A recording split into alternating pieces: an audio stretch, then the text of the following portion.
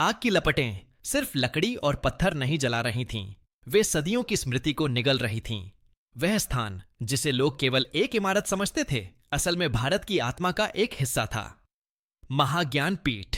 यह कोई साधारण ग्रंथालय नहीं था। यहां वे ग्रंथ रखे थे जिन्हें कभी राजाओं ने छिपाया, ऋषियों ने संरक्षित किया और समय ने भुला दिया। उस रात आसमान पर चांद नहीं था, धुआं ही बादल बन चुका था। महाज्ञान पीठ के सामने खड़ा था एक वृद्ध, ऋषि देवव्रत। सफेद दाढ़ी राख से भरी हुई थी। माथे पर पसीना नहीं, बल्कि पीड़ा थी। उनके पैरों के पास खुली पड़ी थीं कई पुस्तकें, कुछ संस्कृत में, कुछ ताड़पत्रों पर, कुछ ऐसी लिपियों में जिन्हें आज की दुनिया पहचान भी नहीं सकती। हर पुस्तक जलते समय एक अलग आवाज निकाल रही थी, जैसे कोई बोल रहा हो। देवव्रत ने कांपते हाथों से एक ग्रंथ उठाया। उसके पन्नों पर लिखा था, ज्ञान वही नहीं जो सिखाया जाए, ज्ञान वह है जिसे छुपाया गया हो। उनकी आंखें भर आईं, तभी किसी के कदमों की आहट हुई। गुरुदेव! वह आवाज जवान थी, लेकिन थरथरा रही थी। देवव्रत ने मुड़कर देखा। वह था आर्यन, 20-22 साल का युवक, साधारण वस्त्र, लेकिन आंखों में असाधारण बेचैनी। आप यहां क्यों रुके हैं? आर्यन ने कहा। सैनिक किसी भी पल आ सकते हैं। देवव्रत ने हल्की मुस्कान के साथ कहा, जो सच से भागे वह गुरु कहलाने लायक नहीं होता पुत्र। पीछे आग और भड़क उठी। एक पूरा शिखर ढह गया। आर्यन की आंखों में आंसू आ गए। यह सब क्यों हो रहा है गुरुदेव? राजा ने ही यह आदेश दिया है ना? देवव्रत की आवाज भारी हो गई। राजा नहीं, डर। डर? हां, और डर उस ज्ञान से जो लोगों को आजाद बना सकता है। देवव्रत ने आर्यन को पास बुलाया और फुसफुसाकर कहा, क्या तुम्हें पता है भारत को कभी गुलाम क्यों नहीं बनाया जा सका? आर्यन चुप रहा, क्योंकि यहां तलवार से ज्यादा ज्ञान ताकतवर था। आग के बीच से कुछ साए उभरे। सैनिक, उनके हाथों में मशालें थीं और आंखों में आदेश। समय आ गया है, देवव्रत ने कहा। उन्होंने जमीन के नीचे बने एक गुप्त कक्ष का पत्थर हटाया। उसके अंदर थी एक छोटी लकड़ी की संदूक। इसे ले जाओ, उन्होंने आर्यन को थमाते हुए कहा। इसमें क्या है? आर्यन की आवाज कांप गई। वह सच जिसे आज जलाया जा रहा है। और आप? देवव्रत ने पीछे जलती इमारत को देखा। किसी को तो यहीं रहना होगा, ताकि इतिहास झूठ न लिख सके कि सबने हार मान ली थी। सैनिक पास आ चुके थे। देवव्रत ने आर्यन को धक्का दिया। भागो! आर्यन दौड़ा। पीछे से आग की रोशनी में उसने देखा, देवव्रत ने आंखें बंद कर ली थीं, जैसे वे किसी प्रार्थना में हों। तलवार चमकी और उसी क्षण एक युग समाप्त हो गया। उस रात महाज्ञान पीठ राख बन गई, लेकिन ज्ञान नहीं मरा। वह एक संदूक में एक युवक के साथ अंधेरे जंगलों की ओर चल पड़ा, और उसे खुद नहीं पता था कि वह केवल एक शिष्य नहीं, शिष्य नहीं, इतिहास का बोझ उठाए चल रहा है। पेड़ों का समूह नहीं था, वह एक परीक्षा बन चुका था। आर्यन भागते हुए बार बार फिसलता, गिरता, फिर उठता। उसकी सांसें टूट रही थीं, सीना जल रहा था, लेकिन उसके हाथ उस लकड़ी की संदूक को ऐसे पकड़े हुए थे जैसे वह कोई जीवित प्राणी हो, जिसे छोड़ दिया तो सब खत्म हो जाएगा। हर कदम के साथ उसके कानों में वही आवाज गूंज रही थी। आग की चटक, पुस्तकों की चीख और गुरुदेव का शांत स्वर। ज्ञान को जलाया जा सकता है, झुकाया नहीं। वह रुका नहीं। उसे पता था कि रुकना मृत्यु है। जंगल की हर आहट अब पीछा करती हुई लग रही थी। कभी झाड़ियों में हलचल होती, कभी किसी पक्षी के उड़ने की आवाज हमें यही माया दिल को दहला देती। वह बार बार पीछे देखता, जैसे किसी भी पल सैनिकों की मशालें दिखाई देंगी, लेकिन अंधेरे के अलावा कुछ नहीं था। कई कोस चलने के बाद उसके पैर जवाब देने लगे। वह एक पुराने बरगद के नीचे गिर पड़ा। संदूक को सीने से लगाए वह देर तक हाँफता रहा। पहली बार उसके मन में एक डर उठा, अगर मैं मर गया तो यह सच फिर किसके पास जाएगा? उसी क्षण उसे गुरुदेव की आंखें याद आईं। उनमें डर नहीं था, सिर्फ भरोसा था, जैसे वे पहले से जानते हों कि आर्यन गिरेगा नहीं। अचानक झाड़ियों से आवाज आई, आर्यन चौकन्ना हो गया। उसने पास पड़ी एक लकड़ी उठा ली, हालांकि उसे पता था कि इससे कुछ नहीं होगा। अंधेरे से धीरे धीरे 5-6 परछाइयां निकलीं। उनके हाथों में भाले थे, कपड़े साधारण थे, लेकिन उनकी चाल में अनुशासन था। वे सैनिक नहीं लग रहे थे, पर साधु भी नहीं। रुको, उनमें से एक ने कहा। आवाज में आदेश नहीं, चेतावनी थी। आर्यन का शरीर सख्त हो गया। उसने झूठ बोलने की कोशिश नहीं की। मैं रास्ता भटक गया हूं, उसने कहा, लेकिन उसकी आवाज में वह सच्चाई छिपी नहीं थी जो उसकी आंखों में थी। सबकी नजर उसके हाथों में पकड़ी संदूक पर गई। आगे खड़ा वृद्ध एक कदम बढ़ा। उसकी आंखें तेज थीं, जैसे वह चेहरों को नहीं, इरादों को पढ़ता हो। जो सच लेकर भागता है, उसने धीरे से कहा, वह कभी अकेला नहीं होता। बताओ, तुम कौन हो? आर्यन ने गहरी सांस ली। मैं एक शिष्य हूं। किसका? आर्यन को गुरुदेव का जला हुआ चेहरा दिखा। उसने बिना झिझक कहा, उसका जिसने सच के लिए मरना चुना। उस वाक्य के साथ ही माहौल बदल गया। भाले नीचे हुए। वृद्ध की आंखों में कुछ टूटता सा दिखा। उसने सिर झुकाया और बोला, तो आओ।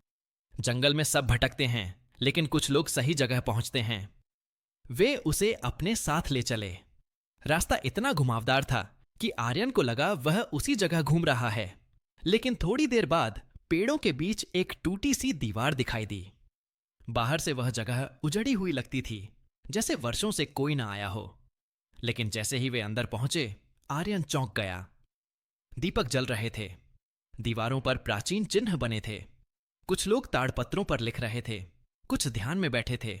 वहां शांति थी, लेकिन वह शांति तूफान से पहले वाली थी। यह जगह क्या है?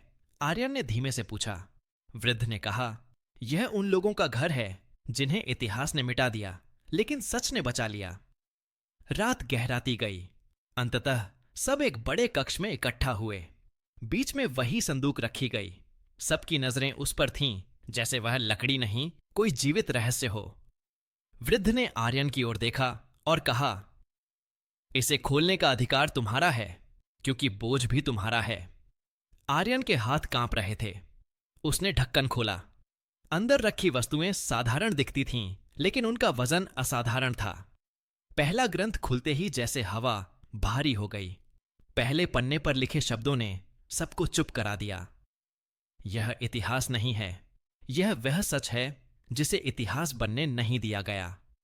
एक एक कर पन्ने पलटे गए। हर पन्ना एक चोट था। युद्धों की असली वजहें, राजवंशों की झूठी कहानियां, ज्ञानियों की हत्याएं, सब दर्ज था। आर्यन को महसूस हुआ कि जो वह पढ़ रहा है, उसे जानने के बाद कोई पहले जैसा नहीं रह सकता। उस रात वह सो नहीं सका। उसके भीतर युद्ध चल रहा था। अगर यह सच बाहर आया तो सत्ता हिलेगी, खून बहेगा। लेकिन अगर यह दबा रहा तो गुलामी बनी रहेगी। सुबह होने से पहले ही उसे समझ आ गया कि अब उसके पास लौटने का कोई रास्ता नहीं है।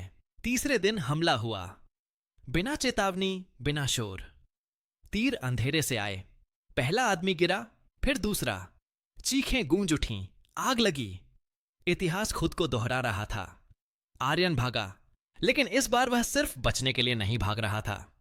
वह बचाने के लिए भाग रहा था। वृद्ध ने उसे पकड़कर कहा, अब यह सिर्फ ज्ञान नहीं है, यह युद्ध है। आर्यन की आंखों में आंसू थे, लेकिन कदम नहीं रुके। पीछे आग थी, आगे अंधेरा, और बीच में वह, सच का वाहक। जब वह जंगल के बाहर पहुंचा, सूरज निकल चुका था। रोशनी ने उसके चेहरे पर कुछ बदल दिया था। वह अब वही लड़का नहीं था जो उस रात महाज्ञान पीठ से भागा था। अब उसके भीतर एक संकल्प था। उसने ग्रंथ को सीने से लगाया और खुद से कहा, अगर इतिहास ने झूठ लिखा है तो मैं उसे दोबारा लिखूंगा। और उसी क्षण दूर कहीं ढोल की आवाज आई, जैसे कोई विद्रोह जन्म ले रहा हो। सूरज पूरी तरह निकल चुका था, लेकिन आर्यन के भीतर अभी भी रात बाकी थी। जंगल पीछे छूट चुका था, पर उसकी छाया अब भी उसके साथ चल रही थी। हर कदम के साथ उसे लगता जैसे गुरुदेव की आंखें उसे देख रही हों, पर इस बार उनमें सिर्फ स्नेह नहीं था, एक आदेश भी था। आगे बढ़ते रहो, रुको मत। दिनों तक वह चलता रहा। गांव बदले, रास्ते बदले, चेहरे बदले, लेकिन हर जगह उसे एक ही चीज दिखी, डर। लोग बोलते कम थे, फुसफुसाते ज्यादा थे। मंदिरों में पूजा थी, लेकिन सवाल नहीं थे। गुरुकुल थे, लेकिन ज्ञान सीमित था। हर जगह वही इतिहास पढ़ाया जा रहा था, वही अधूरी कहानियां, वही सुविधाजनक सच। एक रात वह एक छोटे से गांव में रुका। वहां एक बूढ़ा कथावाचक लोगों को कहानी सुना रहा था। वही पुरानी कहानी, बाहरी आक्रमण, कमजोर लोग, हारता हुआ देश। आर्यन सुनता रहा। हर शब्द उसके सीने में चुभ रहा था। कहानी खत्म होने पर उसने धीरे से पूछा, अगर यह सब सच है तो हमारे पूर्वज इतने मूर्ख कैसे थे? भीड़ सन्न रह गई। बूढ़े की आवाज कांप गई। ऐसे सवाल नहीं पूछते बेटा, ये बातें ऊपर तक जाती हैं। आर्यन समझ गया। डर अब परंपरा बन चुका था। उसी रात उसने फैसला कर लिया, सच को किताबों में बंद रखकर नहीं बचाया जा सकता, उसे लोगों तक पहुंचना होगा। सीधे, साफ, बिना डर के उसने सफर शुरू किया। लेकिन अब वह छुपकर नहीं चलता था। जहां रुकता वहां पढ़ना शुरू कर देता। पहले 1-2 लोग रुकते, फिर 4, फिर 10। वह उन्हें ग्रंथ के पन्ने नहीं दिखाता, सिर्फ सवाल देता, तुम्हें जो पढ़ाया गया क्या वह पूरा है? सवाल सुनकर लोग डरते थे, लेकिन कुछ आंखों में चमक भी आती थी।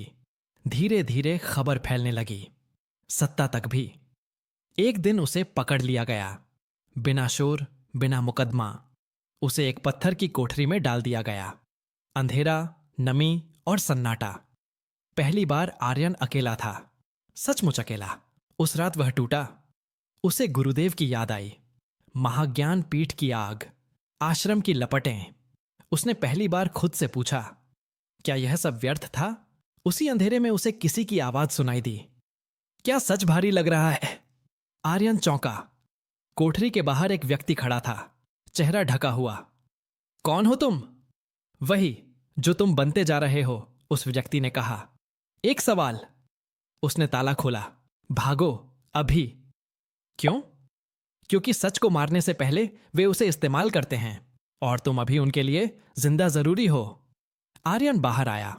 बाहर हवा अलग थी, आजादी की हवा। लेकिन इस बार वह भागा नहीं, वह रुका। उसने देखा वहां बहुत से लोग थे, अलग अलग उम्र, अलग अलग चेहरे, वही लोग जिन्हें उसने सवाल दिए थे। तुम अकेले नहीं हो, किसी ने कहा। और उसी क्षण आर्यन समझ गया, सच फैल चुका था। अगले महीनों में जो हुआ वह इतिहास में दर्ज नहीं है, क्योंकि इतिहास वही लिखता है जिसे सत्ता मंजूर करती है। लेकिन लोगों की स्मृति में वह आग दहारिया बकिया कुको के वो की तरह फैला। जगह जगह लोग सवाल पूछने लगे, पुराने ग्रंथ बाहर आने लगे, दबाई गई कहानियां सामने आने लगीं। सत्ता ने जवाब दिया, दमन से। लेकिन इस बार आग एक जगह नहीं थी, वह हर जगह थी। एक दिन आर्यन को सार्वजनिक रूप से लाया गया, फैसला सुनाने के लिए। भीड़ जमा थी, सैनिक थे, मंच था, लेकिन डर नहीं था। आर्यन ने लोगों की ओर देखा। उसे गुरुदेव की मुस्कान दिखी। उसने बोलना शुरू किया, बिना चिल्लाए, बिना नारे के। आज मुझे सजा दी जाएगी, उसने कहा। लेकिन उससे पहले एक सवाल, अगर सच बोलना अपराध है तो क्या चुप रहना देशभक्ति है? सन्नाटा छा गया। उसने आगे कहा, मैं कोई नेता नहीं हूं, कोई राजा नहीं हूं, मैं बस एक शिष्य हूं, और मेरे गुरु ने मुझे यही सिखाया था, सच मरता नहीं, वह बस इंतजार करता है। तलवार उठी और उसी क्षण भीड़ में से आवाज आई, हकादाई, रुको। फिर दूसरी, फिर तीसरी। तलवार हवा में रुक गई। इतिहास वहीं बदल गया, क्योंकि सत्ता को पहली बार एहसास हुआ, डर टूट चुका है। आर्यन को मार दिया गया या नहीं, यह कोई नहीं जानता। कुछ कहते हैं वह उसी दिन मारा गया, कुछ कहते हैं वह गायब हो गया। लेकिन एक बात तय है, उसके बाद कोई कहानी वैसी नहीं रही। आज भी कहीं कहीं कोई पुरानी पुस्तक मिल जाती है, बिना लेखक के नाम के, बिना तारीख के, लेकिन पहले पन्ने पर वही पंक्ति लिखी होती है, यह इतिहास नहीं है, यह वह सच है जो छुपाया गया था। और जब कोई बच्चा वह पंक्ति पढ़ता है, कहीं दूर किसी आग में खड़े एक वृद्ध की मुस्कान गूंज उठती है, क्योंकि ज्ञान को जलाया जा सकता है, झुकाया नहीं, और सच सच कभी मरता नहीं।